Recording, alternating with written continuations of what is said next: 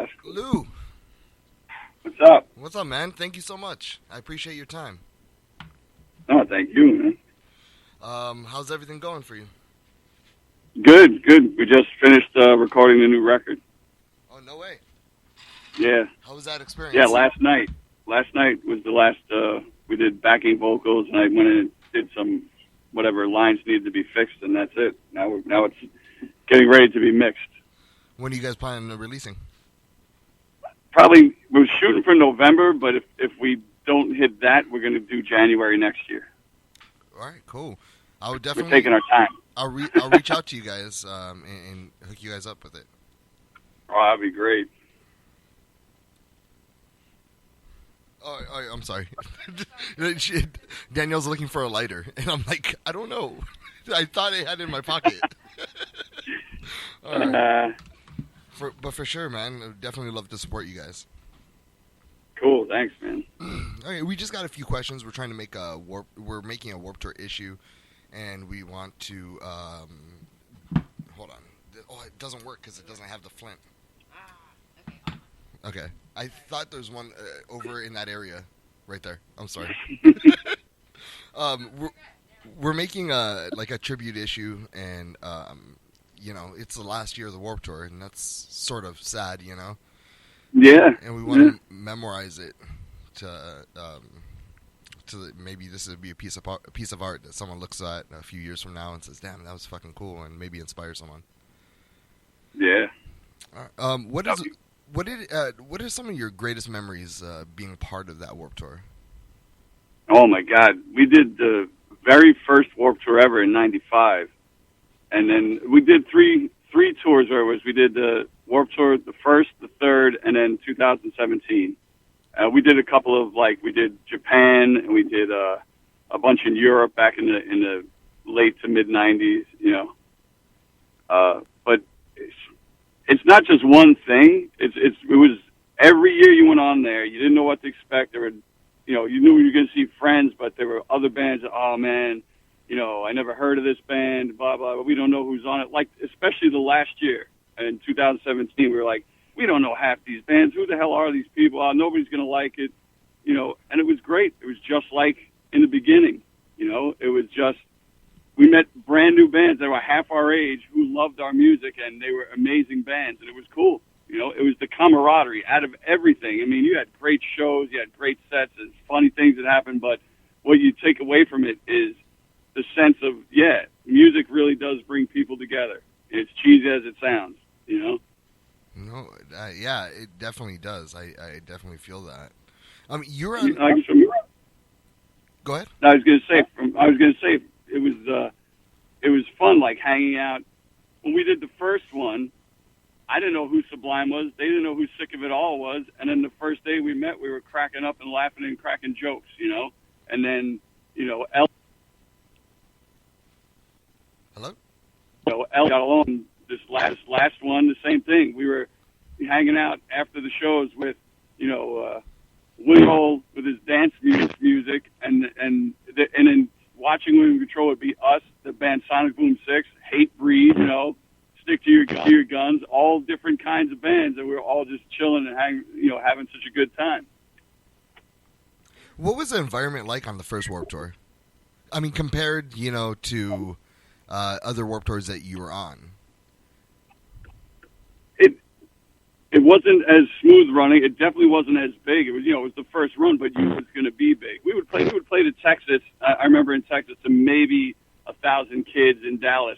I know San Antonio bigger, but I specifically remember playing in Dallas to only about 1,000 people, and people were like, "Oh, this thing's going to flop," and we were like, "No.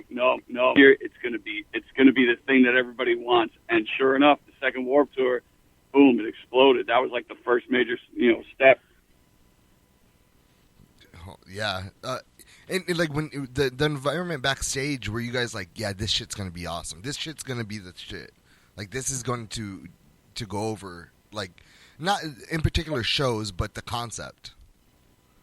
Yeah, I mean, at first we were all just like, it was just fun. We were all like getting, just like I said, meeting the other bands and hanging out. And then you'd sit down and talk and be like, yeah, it's, like I said, certain dates, it was like not that many people back on the first tour, but you knew it was going to, once people realized what it was and how fun it could be, you know, like you didn't have to play in a sweaty basement, you know, you were outside in the summer listening to punk and hardcore and ska, or, you know, and it was amazing. Yeah. Has catering got better? Oh, hell yeah. On the first Warped Tour, I remember our bass player, they formed a thing called the, what was it called? The Something Men's Coffee Club. I can't remember the full name, but it was the Something Men's Coffee Club, because for some reason it was all just guys. And they went to catering, and catering didn't even have coffee, so they demanded coffee, and catering got them coffee. But yeah, catering got way better. You know, and you know, even when it wasn't perfect, like the 97 Warped Tour, it wasn't perfect, but they busted their ass to try to make it perfect every day. And I think Kevin Lyman and the crews all got it down to a science how everybody could be fed. Yeah, you have to wait in line, but that's just, you know, there's a hell of a lot of people on there. You got to wait online. Too bad. But, you know, the food got way better. It was catered to everybody's dietary needs. It was great. Do you remember, like, when the idea was initially pitched to you guys about the Warped Tour? We had just we were on tour in Southeast Asia, and we were heading from Southeast Asia, from Japan actually, to Brazil. And in Brazil, our booking agent said, "Hey, they're doing this show in California. I think it was called Bored in South Bay, and they had another one." And she said, "I got you guys on it. We were the only East Coast band on it, and it was like Social Distortion, Face to Face, Guttermouth. Everybody from the West Coast was there." And that was the prototype of the Warped Tour. I think that's Kevin Lyman was testing it out, saying, like, let me see if it works here, if I could take this on the road. And I think within a year or two, that's when the first Warped Tour started. That's when I first heard of it. You know, after we had done that one, like Bored in South Bay, we got a call, and our booking agent said, like, hey, they're doing, remember that festival you played in California? They're thinking of taking it on the road. It's going to be called the Warped Tour. It's going to be really good for you guys. And we were like, yeah, let's do it, you know? Yeah. Do you have any fun stories that stick out in your mind regarding the tour, or, you know, the shenanigans that happen behind the scenes? Oh, you know, this is the part I hate interviews, because I won't think of it, and then like a day from now, I'll be like, oh, man, I should have said this. And I've been trying to think of stuff all day.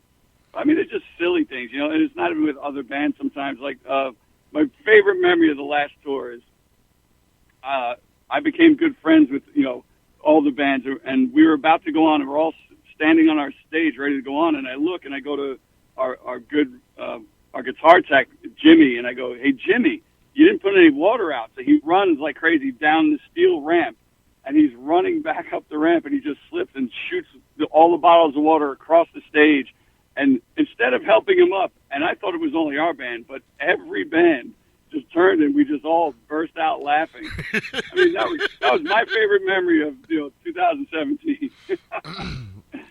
But that's it was on that tour. The rumors were going that that this year would be the last year, and it was kind of sad. Ending any Warped Tour, ending any tour, you feel, you know, sad because you've made some friends. It's kind of like, you know, leaving school or whatever. But when we heard that, you know, it was the second to last one, or it might be, it was kind of, I was like, nah, it can't be true. But yeah, it turned out to be true. What do you feel is going to happen? And if it is the last one, like, how does that make you feel? I mean, I've heard rumors about what plans are, what might be done. I don't know if any of them are true. I think one of the smartest ones, I think, is that, and I hope it happens, is that he's planning to do like a Warped Tour LA, a Warped Tour like San Antonio, and then a Warped Tour on the East Coast somewhere, like, you know, probably in Florida, and then maybe one in New York, New Jersey, and then if he could do that the way Lollapalooza just does it in Chicago, I think that would be great, because it needs it. It, no matter what anybody bitched about it. I mean, even me in the like early early to mid 2000s, I was like, I'm not going to the Warped Tour. I don't know any of those stupid bands. Where's Rancid? Where's Dropkick Murphys? And then I had to remind myself, yeah, but this is a new generation's rebellion. This is a new generation's voice, and not having the Warped Tour around, even if it's just a bitch about it, is going to suck. Yeah.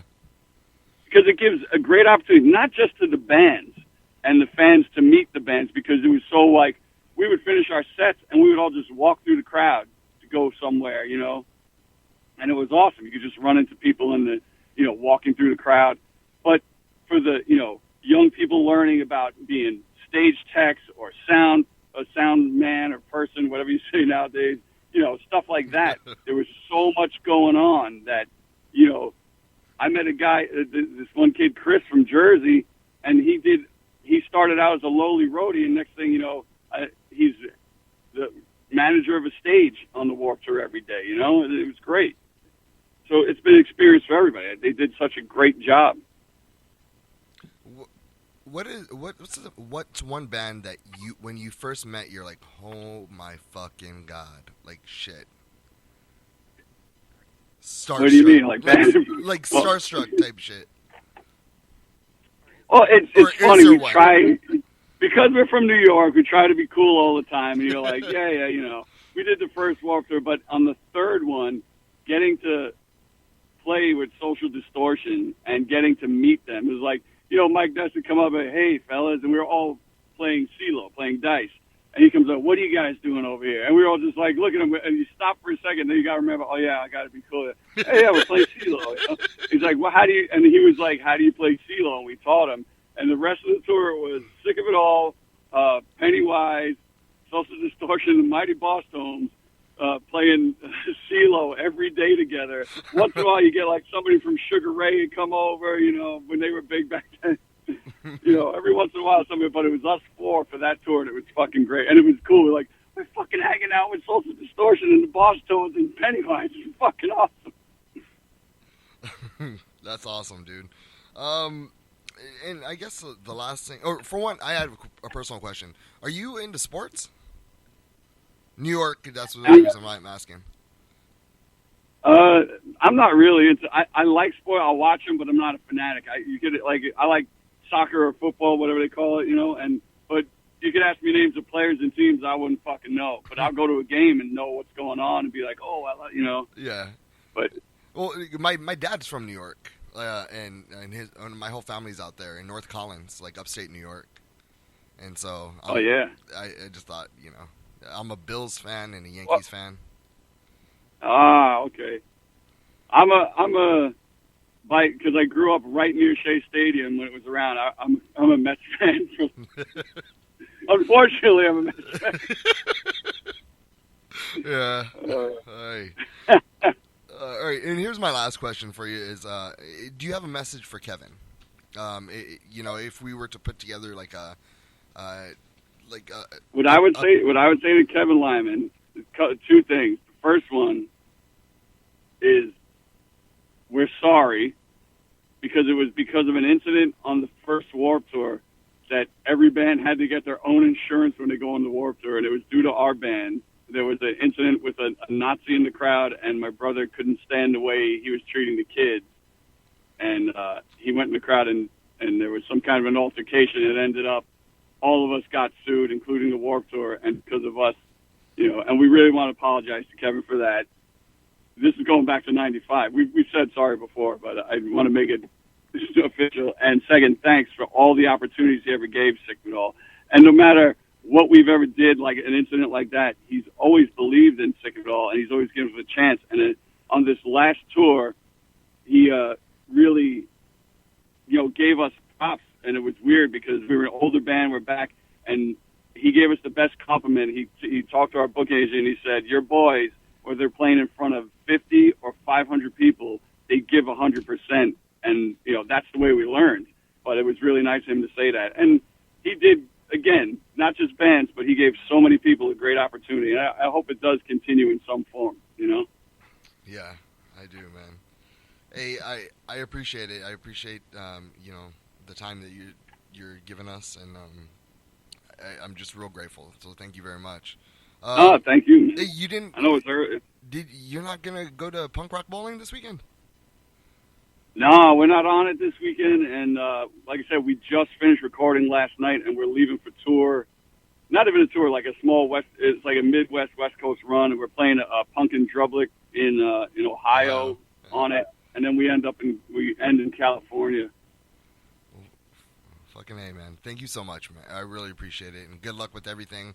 And I'll definitely reach out to management when I hear of your album dropping, and we'll give you some love. Cool, man. Excellent. All right, thank you so much. Here's Danielle. Hello. Hey.